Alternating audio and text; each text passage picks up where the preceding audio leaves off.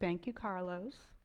Good morning thank you, and welcome to All Faiths Unitarian Congregation. My name is Michele Gemma, and I will be leading our service today. Here you will find a diverse and an inclusive spiritual community where we welcome people with many beliefs. You can bring your whole self, your full identity, your questioning mind, and your expansive heart. Because here at All Faiths, we have more than one way of experiencing the world and understanding the sacred. No matter who you are, wherever you are on your spiritual journey, and no matter whom you love, you are truly welcome here. Is anyone here visiting for the first or second time? Welcome back. Yay. If you would like to learn more about All Faiths, you can see Fran Way after service. And you can also go online at www.allfaithsuu.org. Today's announcements. Most meetings and gatherings are just going to be canceled for this month, so check in. There'll be emails if there will be a meeting. There's no more child and youth program this month.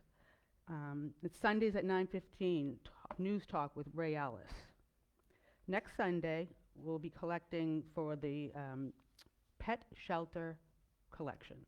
So we'll be looking for food and supplies. If you could now rise in body or spirit as we sing together hymn number 361, Enter, Rejoice, and Come In, I'd enjoy that.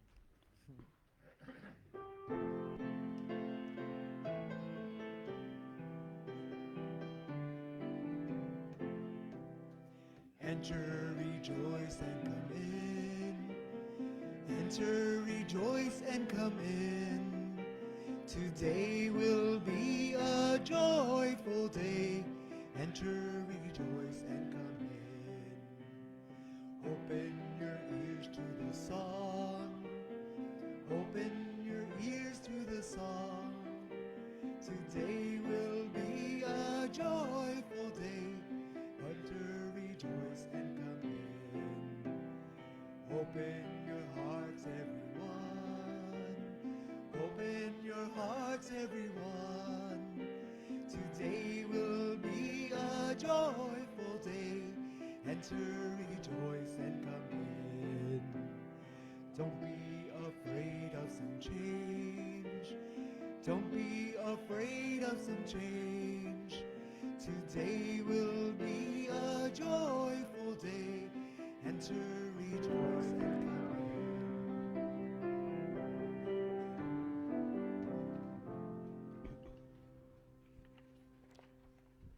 As Marcia Bates comes forward to light the chalice, please join in reciting the words in your order of service.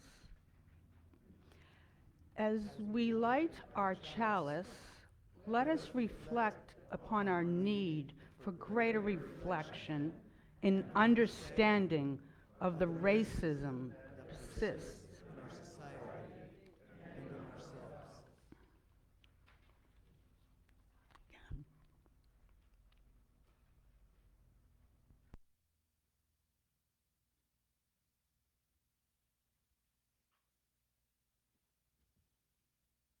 Joyce will come up, and now we will have joys and sorrows.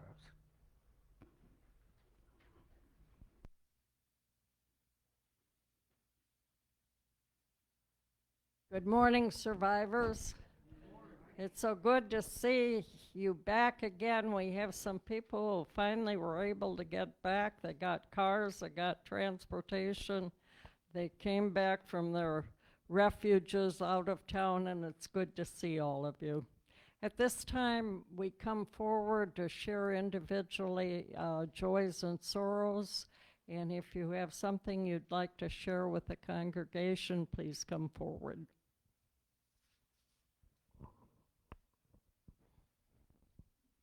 Nobody happy or sad? No feelings around here? Okay. Judy, Alberta, and her husband are both sick with COVID, so I'm lighting a candle for them. And I'm also appreciating Dottie Mayo, who came and took care of the memorial garden and watering when Judy could not. Nicole? Well, just happy to be here today and see all the friendly faces. I think it's a time where we can reflect and count our blessings, because no matter how bad we are, no matter how bad we feel, no matter how bad we think the situation is, we have so many blessings to count and thank the universe and God for. And I think one of my biggest blessings right now is this man sitting right here in that chair. And, you know, it's so much easier to go through hard times when you know you have a shoulder to lean on.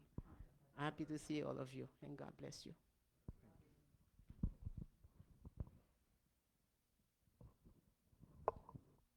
Thank you, Nicole. Any others? Okay. Jake, come on up. Jake's our new guy. I'm the new guy. My joy is actually the fact that last week I came here not knowing what to expect at all. You all made me feel very welcome. I consider myself agnostic. I didn't realize there was something out here like this. And it just feels welcoming and exactly what I was looking for. I'm going to keep coming back, keep seeing what everyone has to offer. My girlfriend will be here shortly. She's going to be a little late, so just letting you all know. But thank you. The joy of just being here, and I appreciate it. So thanks. We're happy to have you with us, Jake. Nice to have some diversity. And I light this candle for all of you who have joys and sorrows in your heart. And as you go forward this week, reach out to those who are not able to be with us and share your caring with others.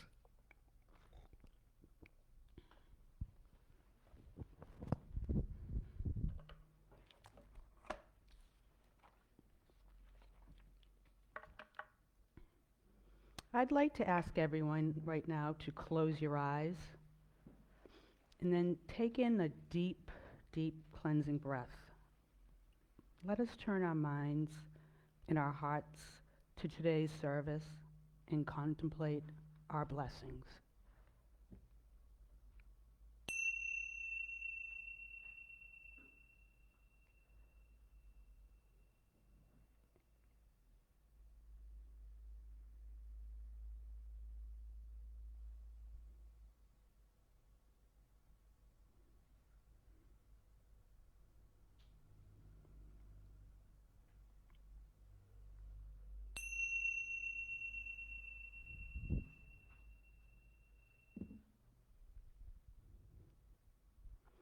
Please rise in body or spirit as we sing together hymn number 123, Spirit of Life.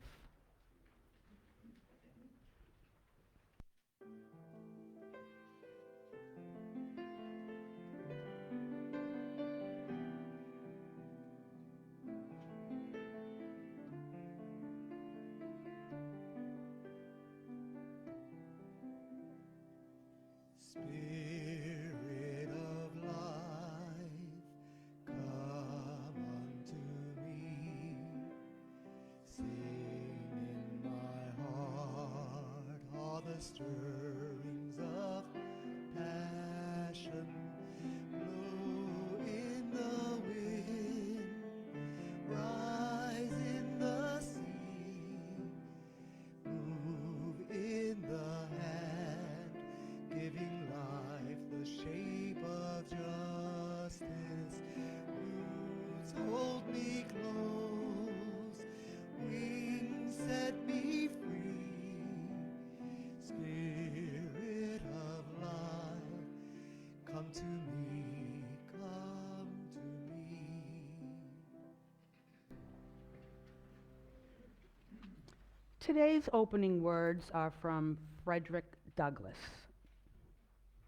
For it is not light that is needed, but fire. It is not the gentle shower, but thunder. We need the storm, the whirlwind, and the earthquake. The feeling of the nation must be quickened. The conscience of the nation must be roused. The propriety of the nation must be startled. The hypocrisy of the nation must be exposed, and the crimes against God and man must be proclaimed and announced.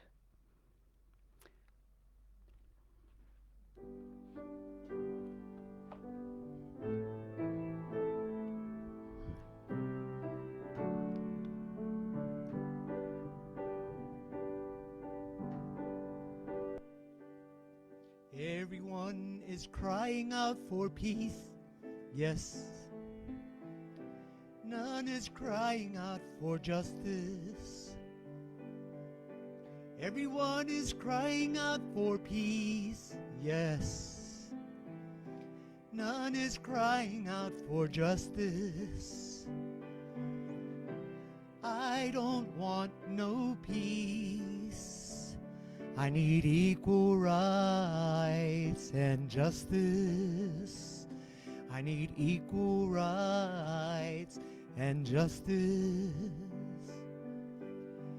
Everybody wants to go to heaven, but nobody wants to die. No, no, no. Everybody wants to go up to heaven, but none of them want to die. I don't want no peace. I need equal rights and justice. I need equal rights and justice. What is due to Caesar? You better give it on up to Caesar. Hey, hey, hey, and what belongs to I and I? You better give it up to I. 'Cause I don't want no peace. I need equal rights and justice. Equal rights and justice. Everyone headed for the top.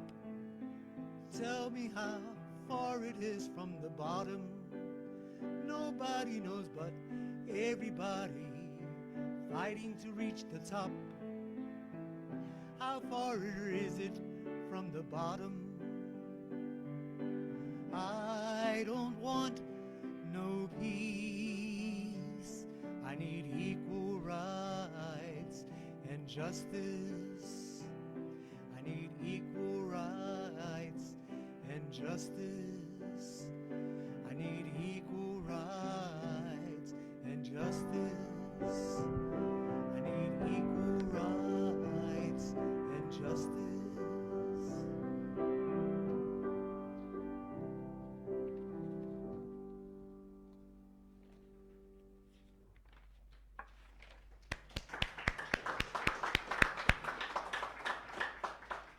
Thank you, Carlos. Today's reading is from Robin DiAngelo from White Fragility. When our fundamental understanding of racism is transformed, so are our assumptions and our resultant behaviors. Imagine the difference in our environment, interactions, norms, and policies if the following list described our assumptions. Being good or bad is not relevant. Racism is a multi-layered system embedded in our culture. All of us are socialized into the system of racism. Racism cannot be avoided. Whites have blind spots on racism, and I have blind spots on racism. Racism is complex, and I don't have to understand every nuance of the feedback to validate that feedback. Whites are, I am, unconsciously invested in racism. Bias is implicit and unconscious. I don't expect to be aware of mine without a lot of ongoing effort. Giving us white people feedback on our racism is risky for people of color. So we consider the feedback a sign of trust. Feedback on white racism is difficult to give. How I am given feedback is not as relevant as the feedback itself. Authentic anti-racism is rarely comfortable.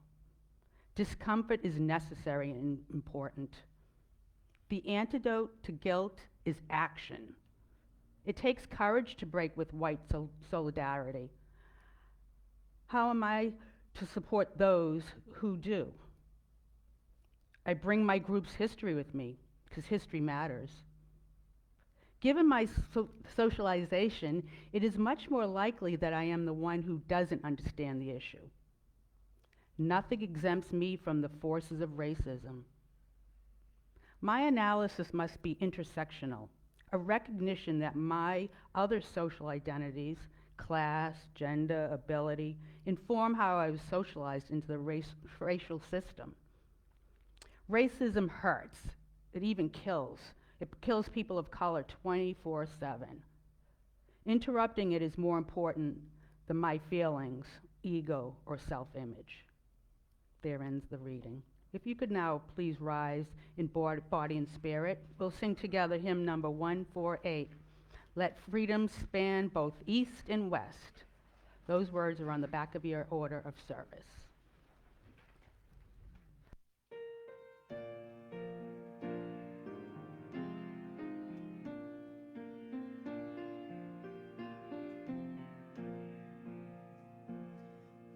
Let freedom span both east and west, and love both south and north, in universal fellowship throughout the whole wide earth. In beauty, wonder everywhere, let us communion find, compassion be the golden cord.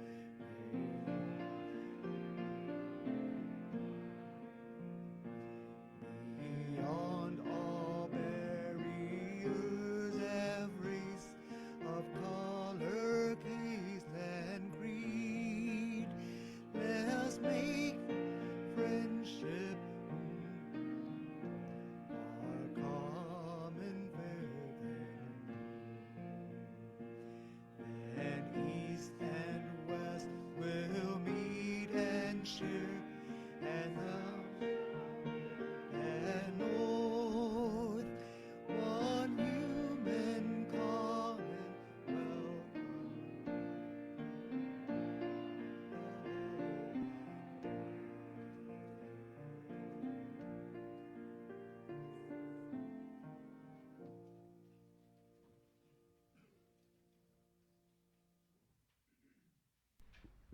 We're going to welcome up Becky Ross. Thank you. Oh, thank you. Good morning, All Faiths. I'm Becky Ross, and I am delighted to be here this morning. It is a joy. So I have a question for you. Did you ever have that experience, maybe looking in the rearview mirror, that you didn't know what you didn't know? Like you didn't really see any reason even to know about this subject. Some call it unconsciously incompetent. Some call it blissful ignorance. Well, this happened to me with golf.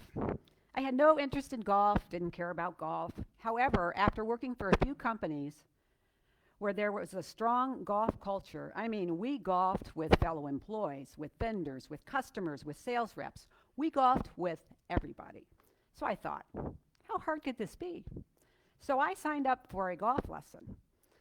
Yes, sirree, I am going to take a lesson and then I will know how to play golf. Well, it wasn't that easy. Apparently, in order to properly strike the little white ball with your club, you need to do about 17 completely unintuitive actions with your body all at the same time, and then relax. Does this instructor not know that my goal today is just to be able to hit the perfectly still little white ball?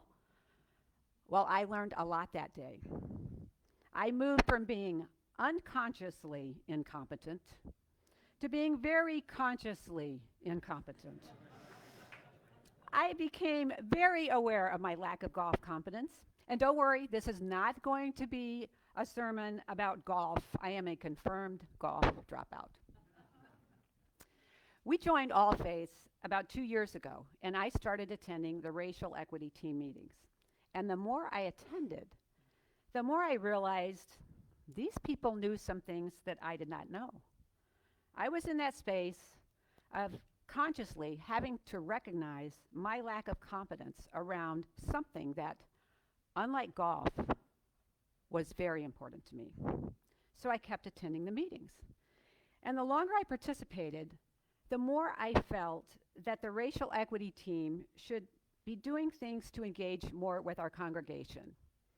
And that brought to mind an email that I received 2 years ago about a program that my friend Dorothy, who has been very involved in racial justice, was leading at West Shore Unitarian Universalist Church, my former church in Rocky River, Ohio.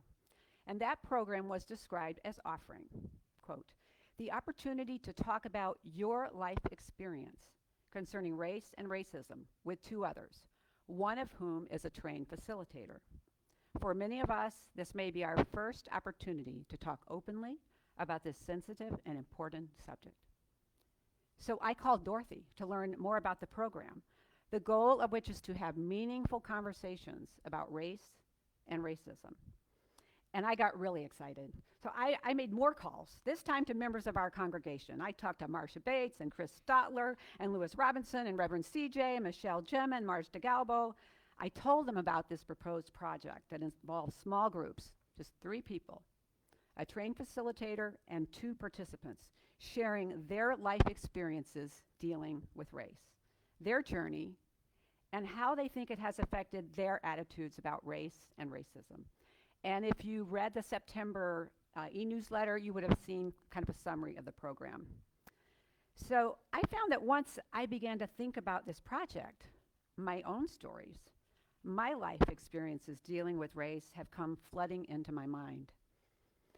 And we're talking about experiences that happened so long ago that I haven't thought about many of them for 40 years or more. But forgotten or not, they are my life experience, and they have shaped my views of race, and they have influenced how I move as a white person through the dominant white culture. So today, I want to share with you some of my stories, where I am on this racial journey, and why I'm excited about the prospect of bringing this program to All Faiths. My stories. 4 years old, Fort Worth, Texas. I was playing at a friend's house. Our dads worked together. More precisely, my father was my friend Little Bill's father's boss. We chased through the family room while the 2 dads were watching a boxing match. Was it Floyd Patterson versus Ingemar Johansson in the World Heavyweight Championship? Could have been. The timing fits. The dads were watching intently, and the black man was losing. I know, because I noticed. And I said, "Look at the N-word." My father turned away from the TV, red-faced, and shouted louder than I can ever remember, "Don't ever say that word. Ever." I'm 4 years old. Where had I heard that word? I certainly hadn't read it. I didn't even go to kindergarten. I didn't read my first word until the middle of the 1st grade. But I did grow up in Texas and Louisiana. 5 years old, Lee, Texas. My grandparents on my mother's side were cotton farmers in East Texas, ranchers. They owned rent houses where their black farm workers lived. They owned the cotton gin. They were part owners in the general store where everyone, including these same workers, went to buy just about everything. Food, fabric, nails, feed, mule collars, coffins, and funeral shrouds. And being out in the country, so far away from town, my grandfather was even the bank, making small loans and selling on credit to customers. I grew up spending a lot of time at my grandparents' home and in the store, Taylor and Trice. That's my grandfather. They had colored-only restrooms and colored-only water fountains, and they were all outside. Those for whites were inside. Around 1959, my grandmother sewed up a cotton picking sack for me, and they took me to the cotton fields and took my photo with the black cotton pickers. I don't know why, but I have seen the photo. And now it strikes me as such a peculiar thing to do. The smiling 5-year-old blue-eyed white girl with a ponytail amongst the black field workers crouching and picking the bursting bowls of cotton. 10 years old, Houston, Texas, the race riots of the 60s. There was fear. I felt afraid.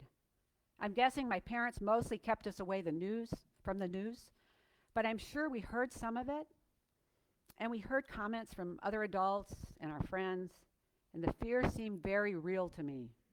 Black people were angry. They were rioting and burning down cities, and they were going to come to our neighborhood, and we were going to have to barricade ourselves in our homes. Maybe we would have to use our guns to save our lives. 12 years old, Downers Grove, Illinois. My father was transferred from Houston, Texas to Chicago, and we moved into a brand new house in a brand new development in the far western suburbs of Chicago. And race disappeared. It melted away from my life. I ceased to see black people. My little brother was 18 months old when we moved there, and about 2 years later, driving through our suburb, my mother at the wheel, my little brother, now 3 years old, saw something that to him was remarkable. He pointed out the window and said, "Look, Mommy, a brown man." When we learned that we were moving north, for the very first time living north of the Mason-Dixon line, I imagined a world where black and white and brown families lived together on the same street. I quickly learned that that peaceful, multiracial world that I had imagined existed up north didn't exist, at least not in my world. In my high school of almost 3,000 students, I think there was one black student. He and his family were from the British Virgin Islands. 16 years old, Downers Grove, Illinois. My brother Billy asked our dad a question about race that he struggled to answer. Now, to set the stage, I need to introduce you to my older brother, 2 years older than I. As a teen, he had a way of lobbing incendiary bombs into our dinner conversations. So, you get the scene. So here we are at the dinner table. Mom, Dad, 5-year-old little brother, 18-year-old brother Billy, all having a pleasant meal when Billy spouts off with something like, "Marijuana should be legalized." Like, okay, this was not the way to have peace at the table, especially not with my dad, who was loud, direct, and opinionated. Or how about SEX? Oh, that's 2 weeks in a row, isn't it? That's how it was said at our house, if for some reason you actually had to broach the topic. Hey, premarital sex is a good thing. I was talking with Steve's mom about it this afternoon. It's like talking to your friend's mother about this, and you think this is a good conversation to have with our very conservative father? Do you have a death wish? Okay, so now you've got the picture. Brother Billy. So one day Billy accused our dad of being racially prejudiced, which he strongly denied. So my brother countered with, "Oh, what would you say if Becky dated a black guy?" Silence, as my father considered his response. My brother did not wait. "What about a Mexican?" Again, I don't know exactly what my father wanted to say, but his hesitation told me a lot. Now, impatient Billy blurts out, "Well, she is dating a Mexican." "I am?" Now, I know this may be difficult to believe that this somewhat intelligent 16-year-old didn't know that she had been dating a Mexican for more than 6 months, but hey, Bob and I were in the same Spanish class, and my grades were way better than his. How could he be Mexican if he didn't even speak Spanish? One day, 4 college co-eds, a WASP, a Jew, and 2 black girls decided they wanted to go to a fraternity party at another college some distance away, but they had no transportation. So they made their way out to the interstate, put out their thumbs to hitch a ride to that college town. They didn't have to wait long before a beautiful, gleaming Lincoln Continental pulled over to the berm. It was driven by a middle-aged black man, impeccably dressed, a business suit, starched white shirt, and silk tie. And maybe you're wishing I would get to the punchline already about what happens to the wasp, the Jew, and the two black girls, but this is my story. 18 years old, Fulton, Missouri, and this was me with my three best college girlfriends, Tina, Ronnie, and Nancy. Tina and Ronnie were the brains behind this idea. They were the ones who knew about and were invited to the frat party, and they invited Nancy and me along. Imagine my surprise when we walked into the frat house and Nancy and I discovered that we were the only two people there who were not black. Whew, no surprise, I felt like I stood out. I tried to get comfortable in my skin. It never happened. I felt that all eyes were on me. Were they? No one was unkind or discourteous to me, but no one asked me to dance. No one even spoke to me. Tina and Ronnie had a great time, and we all stayed till the end to make sure we all got home together safely. 29 years old, Marshall, Texas. My younger brother Charles was 18 when our grandmother died, and we went to Marshall, Texas for the funeral. After a few nights of staying at the Holiday Inn, Charles and I decided to escape the boredom of another evening in the hotel room with our parents. We followed the sound of loud rock music down the hall. Now we're talking. Down the hall to a large, rather dark room, except for the disco lights, where the music was coming from. And outside the door were stationed three young black adults who were selling tickets to what appeared to be a dance party with great tunes. So we stopped to chat. We found out it was a Teamsters dance. Can anyone go? Sure, just pay the $5. Well, okay, I didn't know that unions had dance party fundraisers, but we didn't mind supporting the Teamsters, and it sounded to be a great party. So we paid, walked in, and went directly to the dance floor. And in a few moments, our eyes adjusted to the dim light. We found that we were the only two white people there among a sea of young black people dancing. We were at a Wiley College, an historically black college university, HBCU, Teensters, teen, E-E-N, sters, dance party, and we were welcomed.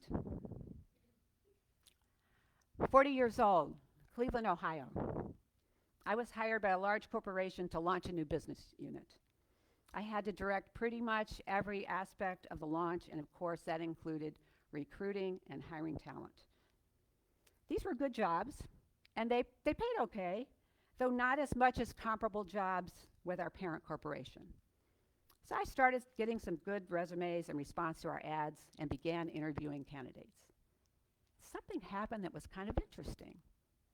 And then it happened again and again, and it became more than interesting. I bring the candidate in for an interview. They are well qualified, educated, smart, professional, good communicator, and black. And I make them an offer, and they accept. So what's so interesting about that? As I considered these candidates, I am convinced that they will decline my offer. Because with their qualifications, they surely can command more in the marketplace than I am allowed to offer. But that is not what happens. They accept again and again. And now I begin to wonder, if they were white, would they have been further along in their career path, in their salary progression? Would they have had more advancements at this point, and I never would have been able to afford them? 47 years old, Marshall, Texas. My husband, Brad, our 10-year-old son, Robert, and I were visiting Aunt Geraldine and Uncle JT.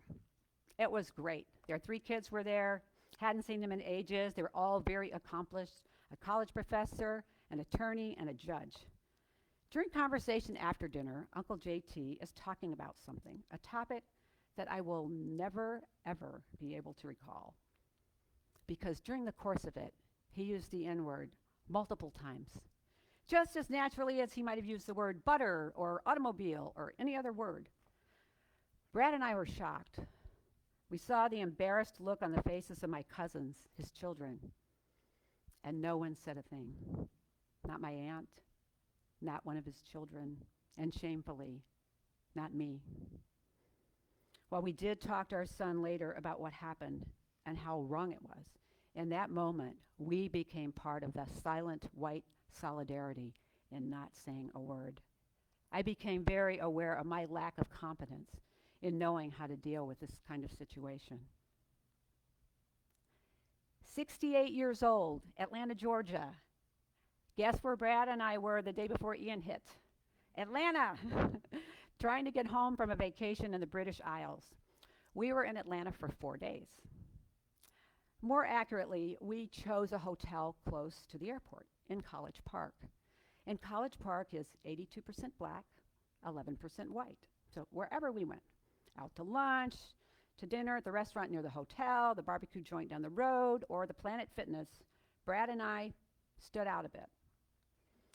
I really needed a nice long workout, so at the gym, I had time to think about how I couldn't find another white person in the place except for Brad, and to consider how I felt about it. And then I realized I didn't have to answer the question of how I felt about being one of two people in this huge fitness club. My takeaway was that I felt my race. I felt my race, an experience that has been a rare occurrence in my life. There is no doubt that these life experiences have imprinted on me. These and many more that I will never be able to recall as individual events because they are so tightly woven into the fabric of my life that they can't be singled out or separated. But they have shaped me and my views on race and racism. And I've only talked about a few of my experiences dealing with people of color. What about the 90+% of my waking hours that were spent in my insulated, dominant white culture world? So where am I in my journey? I am on a quest to move from being consciously incompetent to consciously competent. What does that mean? That means I'm working on this. But I have to pay attention and focus because it is not innate. I did not grow up in a multiracial world. I grew up in a very segregated world. I believe that this is a spiritual quest to move closer to understanding what it is to be a minority in the dominant white culture. And I know that I will never truly understand because I have not lived it. But I also believe that if I am open and if I can admit that there is much I don't know, then I can truly listen and I can actually hear when a person of color speaks their truth, that I can hear it without getting defensive. Oh, even if I feel I had a great defense. Will a black person speak their truth to me if they're shut down, if they're dismissed, if they're told, oh, you've just misinterpreted, that they've hurt my feelings? Doubtful. So I appreciate the opportunity to share with you today some of my personal stories on my racial journey. And I hope that others will want to join in on this journey and participate in this small group listening program that we hope to offer early next year. So if you're interested or just curious, please do ask me about it. Oh, by the way, footnote. No, my dad never even suggested that I break up with my newly identified Mexican boyfriend. Thank you. Thank you very much.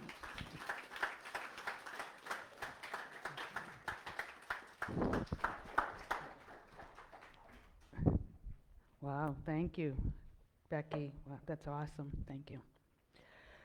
Today's offertory is, if you would like to contribute to All Faiths to support our services, you can mail checks in, or you can go on the website, www.allfaithsuu.org. Right now, we will take your offering. Thank you.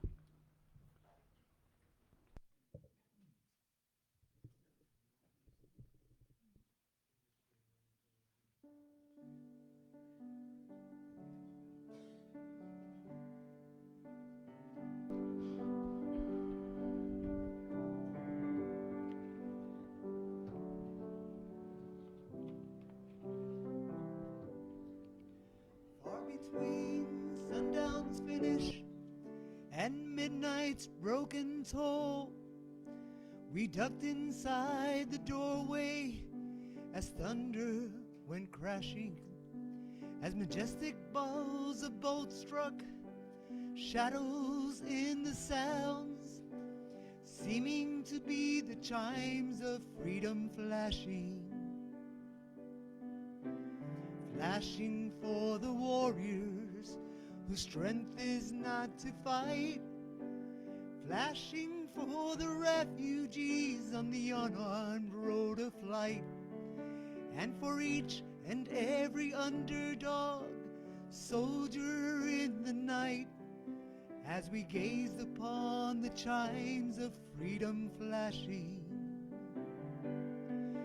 Even though a cloud's white curtain in a far-off corner flared, and the hypnotic splattered mist was slowly lifting, electric light will struck like arrows fired but for the ones condemned to drift or else could be kept from drifting. Tolling for the searching ones on their speechless seeking trail, for the lonesome-hearted lovers with two-personal a tale, and for each unharmful gentle soul misplaced inside a jail. And we gazed inside the chimes of freedom flashing, starry-eyed and laughing, as I recall when we were caught, trapped by no track of ours, for they hang suspended, as we listened one last time, as we watched with one last look, spellbound and swallowed till the toll ended. Tolling for the aching ones whose wounds cannot be nursed, for the countless confused, accused, misused, strung out ones and worse, and for every hung-up person in the whole wide universe, as we gazed upon the chimes of freedom flashing. And the poet and the painter far behind his rightful time, and we gazed upon the chimes of freedom flashing. For the misdemeanor outlaw, chained and cheated by pursuit, as we gazed upon the chimes of freedom flashing. And we gazed upon the chimes of freedom flashing. Thank you, Carlos.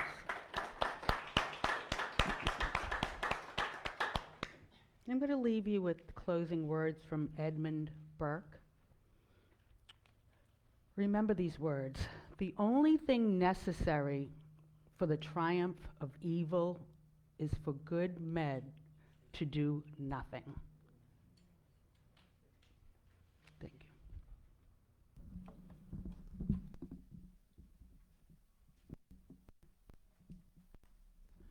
You turn to your page 2 as we sing a sing-along. Any choir members that are out there, please come up and help lead the sing-along. Thank you. Born Free.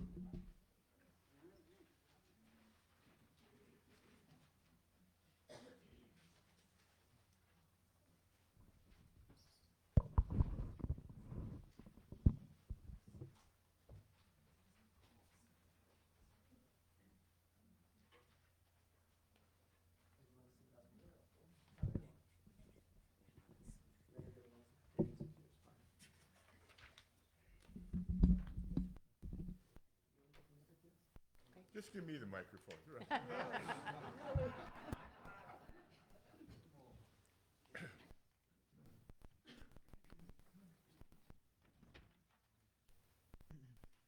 Settle down.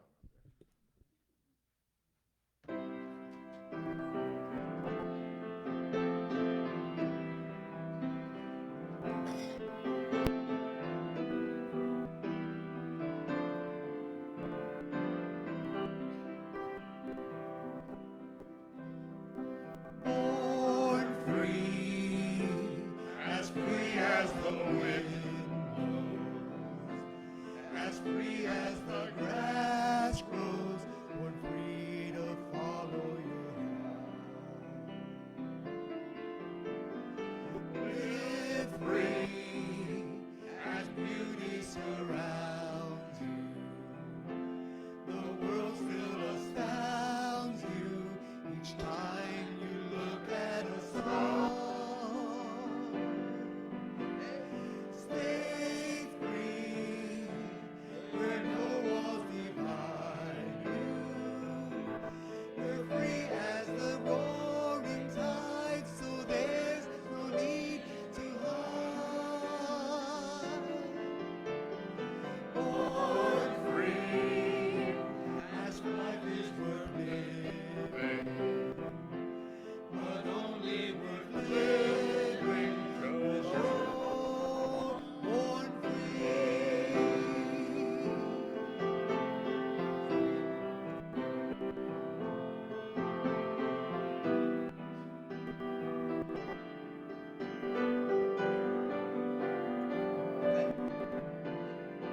Stay free where no walls divide you. You're free as the roaring tide, so there's no need to hide. Born free as life is worth living, but only worth living because you're born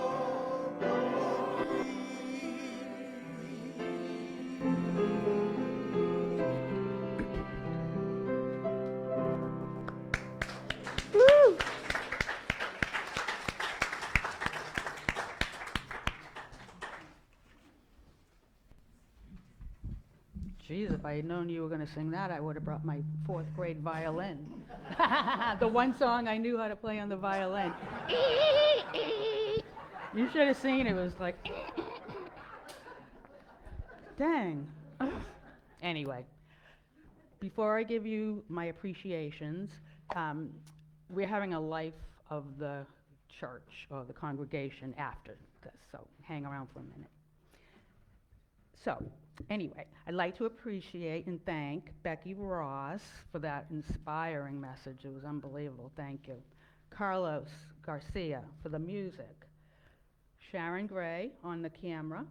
Ed Elrod on sound. Joe Gayton is our Sexton. The beautiful fall flowers by Joyce Schaefer. Linda Bigelow always on that great hospitality and our friendly greeters. We can't do this without you. So it is always good to be connected and to stay together wherever we can. If Marsha Bates could come up and extinguish the chalice, I'd appreciate that. We extinguish this flame, but not the light of truth, the warmth of community, or the fire of commitment. These we carry into our hearts and out into the world. Now stay and then go in peace.